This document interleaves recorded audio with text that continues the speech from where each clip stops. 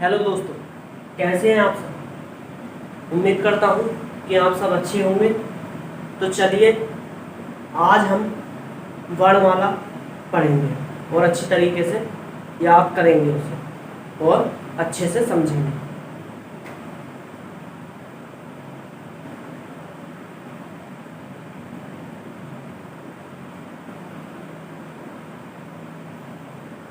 भाषा की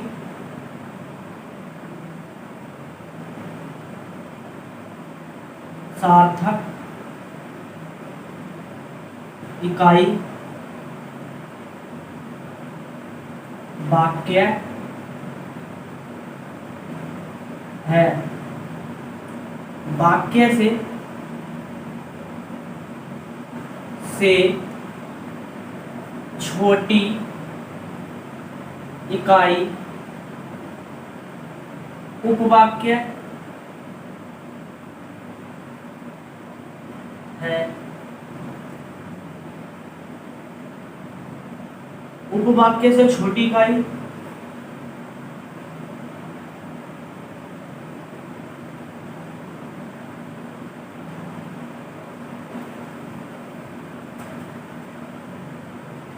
उपवाक्य से छोटी इकाई पद या शब्द है। पद या शब्द है। पद से छोटी इकाई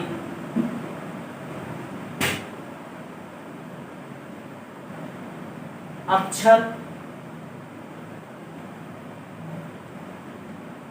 है। अक्षर से छोटी इकाई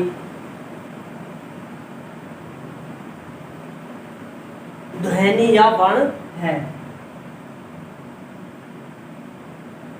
या वर्ण है।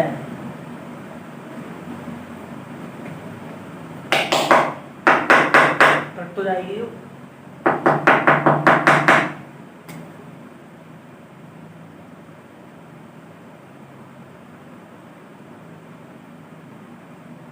राम शब्द में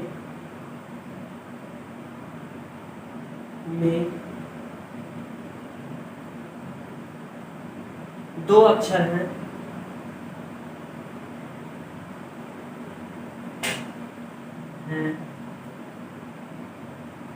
रा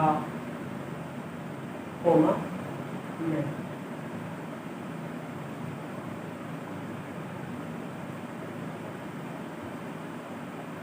चार वर्ण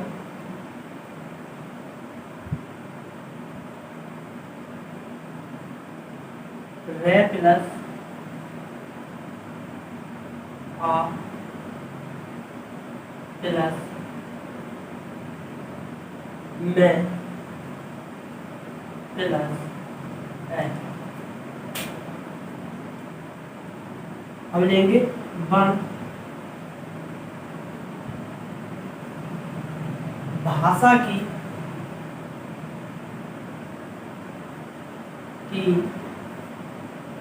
सबसे छोटी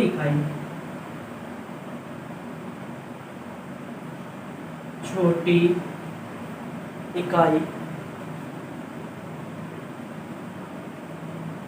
ध्वनि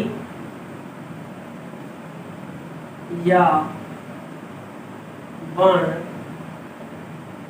है। हेडिंग आने में वर्णमाला।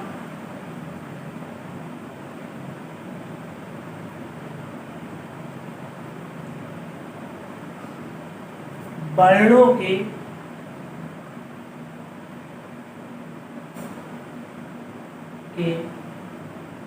व्यवस्थित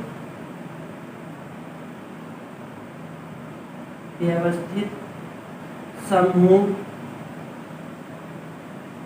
को वर्णमाला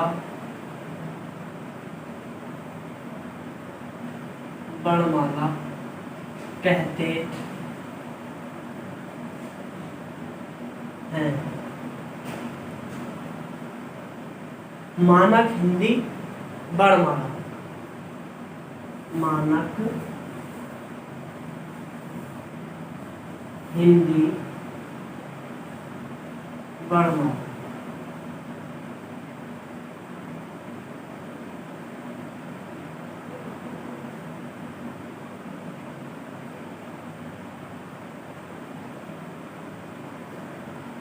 इसमें पहला पॉइंट, उच्चारण के आधार पर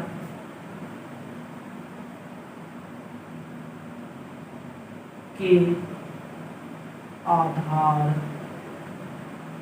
पर 47 वर्ण होते हैं, 47 वर्ण होते हैं, जिसमें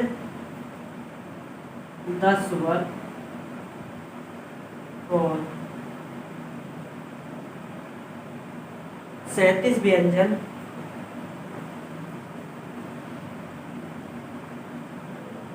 बराबर 47। नेक्स्ट पॉइंट, लेखन के आधार पर के आधार पर 52 वर्ण होते हैं, 52 वर्ण होते हैं, इसमें 13 स्वर, 13 स्वर प्लस 35 व्यंजन, 35 व्यंजन प्लस 4 संयुक्त व्यंजन, 4 संयुक्त व्यंजन बराबर 52।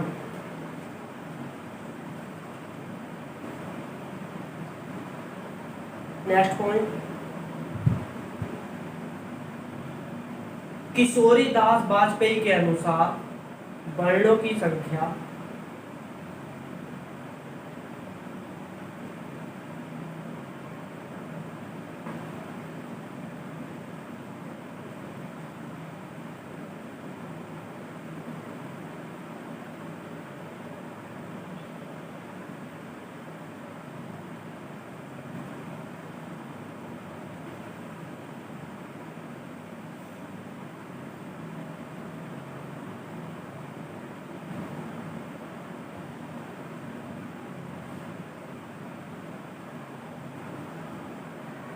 संख्या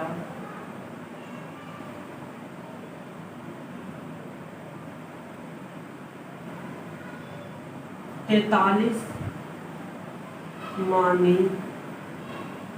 गई है। कामता प्रसाद गुरु के अनुसार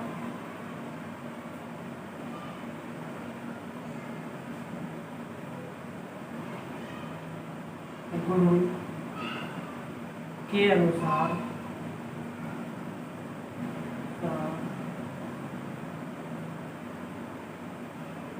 वर्णों की संख्या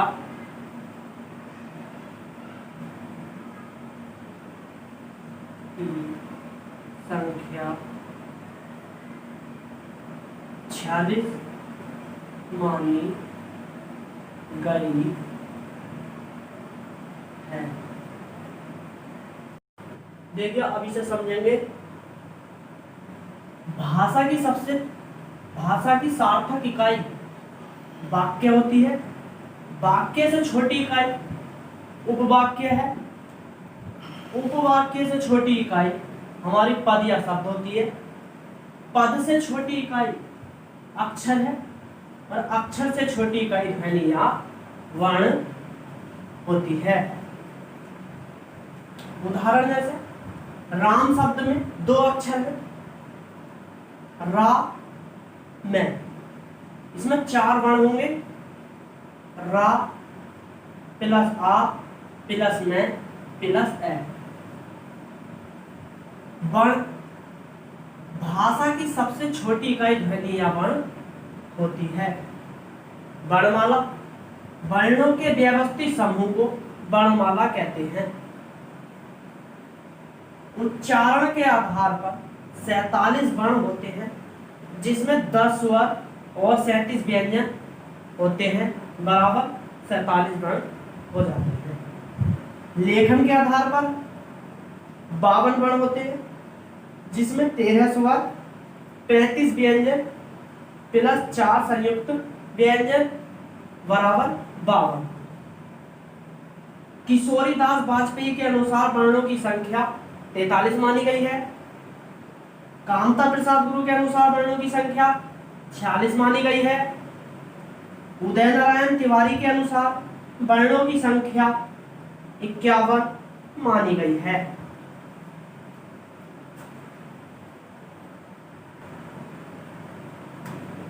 नेक्स्ट पॉइंट है हमारा धीरेन्द्र वर्मा के अनुसार वर्णों की संख्या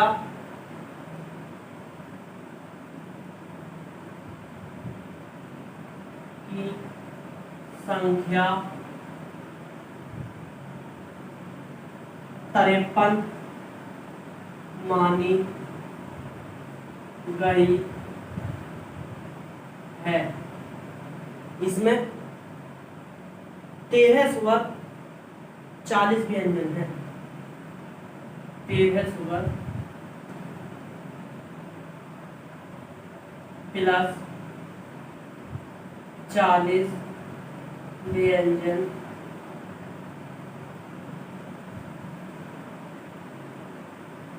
है। आगे डालेंगे स्वर।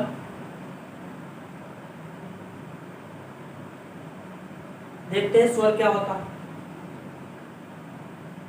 स्वतंत्र रूप से बोले या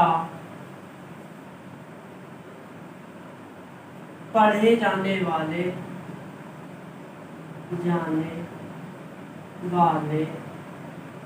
वर्ण स्वर कहलाते हैं।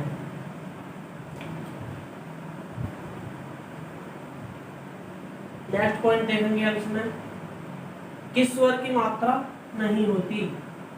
किस स्वर की मात्रा नहीं होती। ए स्वर हमारा ऐसा है पूरी वर्णमाला में जिसकी कोई भी मात्रा नहीं होती है। नेक्स्ट पॉइंट ऐसा कौन सा व्यंजन है जो स्वर व व्यंजन दोनों होता है। यह ऋण होता है। दोस्तों ऐसा व्यंजन जो स्वर भी होता है और व्यंजन भी होता है वह ऋण होता है हमारी वर्णमाला में। नेक्स्ट पॉइंट देखेंगे स्वरों का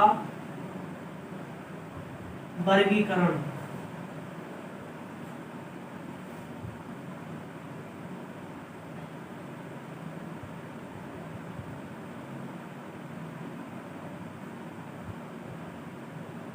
इसमें पहला देखेंगे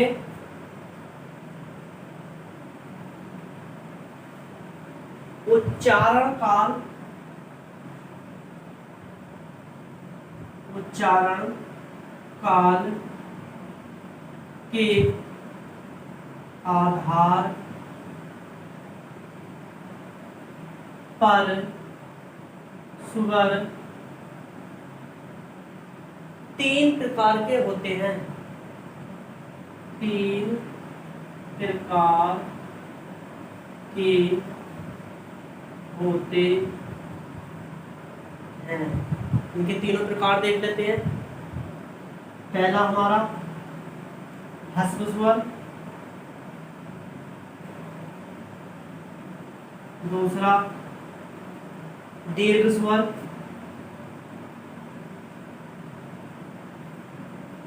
तीसरा विलुप्त स्वर,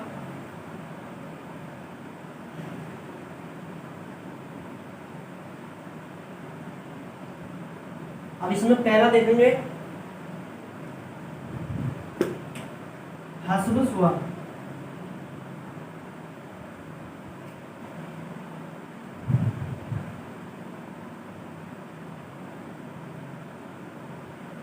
जिनके उच्चारण में कम समय जिनके उच्चारण में कम समय कह सकते हैं एक मात्रा का समय, एक मात्रा का समय लगता है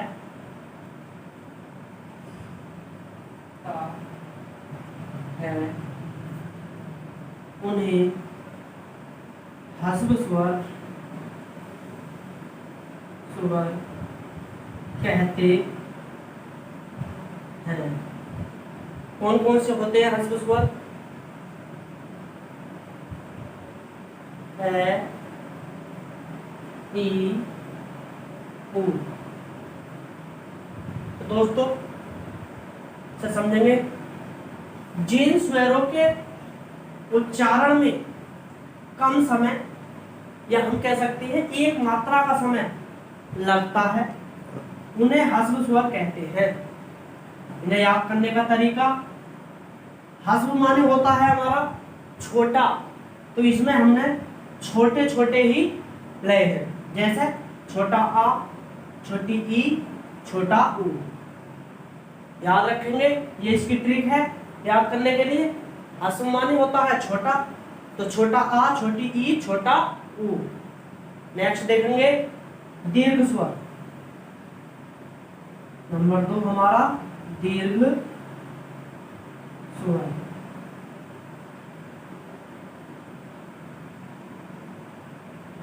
जिनके उच्चारण में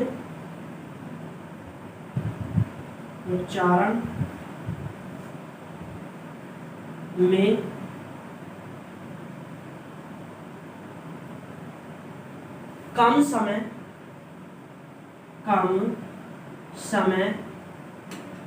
परंतु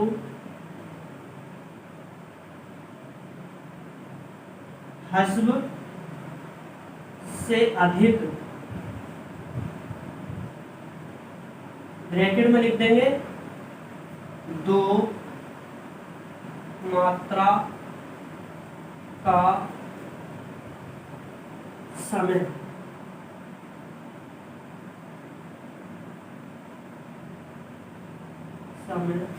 लगता है उन्हें दीर्घ स्वर कहते हैं। समझते हैं इसे? जिनके उच्चारण में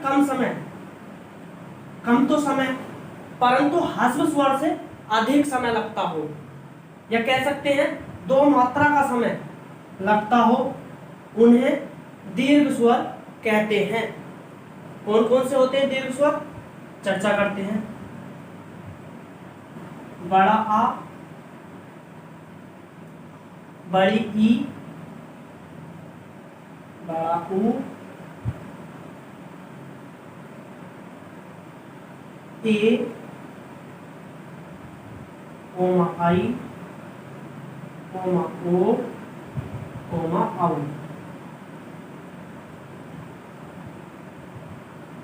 कोमा आ। तो देखिए दोस्तों, इसके लिए ट्रिक बता रहा हूं आपको।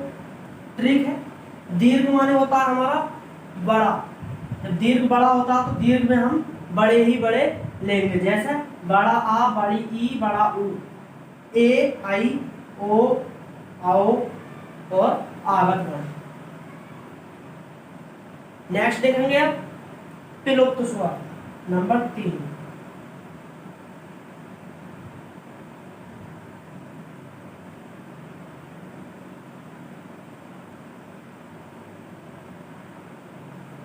जिनके उच्चारण में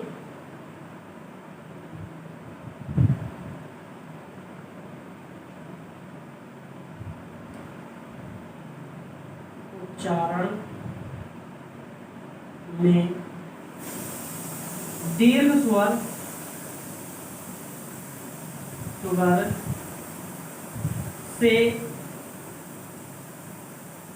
अधिक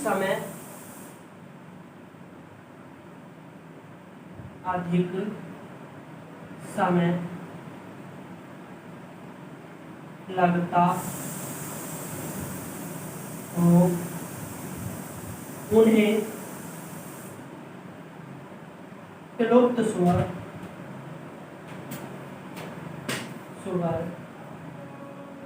कहते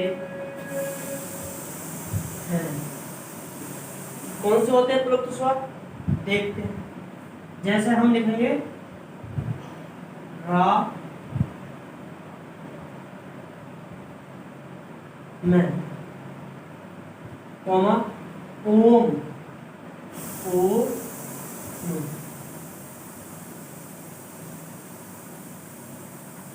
देखिए चर्चा करते हैं इस पर विलुप्त स्वर के बारे में। जिनके उच्चारण में दीर्घ स्वर से अधिक समय लगता हो उन्हें विलुप्त स्वर कहते हैं।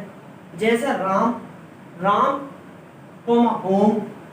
विलुप्त स्वर हमारा ऐसा स्वर है जिसका नाटक के संवादों में प्रयोग होता है।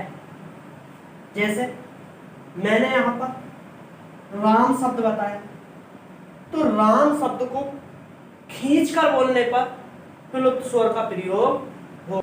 ऐसे ही ओम शब्द है, ओम शब्द का जाप करने पर जब हम इसे खींचकर बोलेंगे तो विलुप्त स्वर का प्रयोग हमारा होगा।